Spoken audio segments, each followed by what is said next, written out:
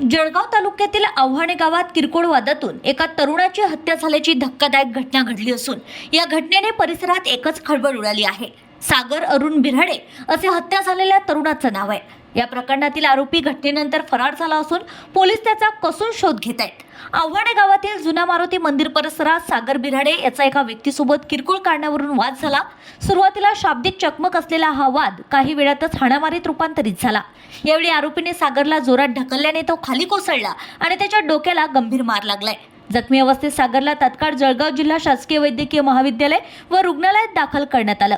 मात्र तपासणीनंतर डॉक्टरांनी सागरला मृत घोषित केलं। हा मृत झाल्याचे समजताच रुग्णालयात उपस्थित असलेल्या नातेवाईकांनी एकच आक्रोश केला। सागरचा मृत्यू घोषित होताच जिल्हा रुग्णालय परिसरात तणावाचं वातावरण निर्माण झालं। संतप्त नातेवाईकांनी रुग्णालयात मोठा गोंधळ घातला असून रात्री उशिरापर्यंत परिस्थिती तणावपूर्ण होती। कोणताही अनुचित प्रकार घडू नये म्हणून पोलिसांनी रुग्णालय परिसरात बंदोबस्त वाढवला होता। या प्रकरणी जळगाव तालुका पोलीस ठाण्यात गुन्हा दाखल करण्यात आला असून पोलीस पुढील तपास करीत आहेत। Bureau report RCN news.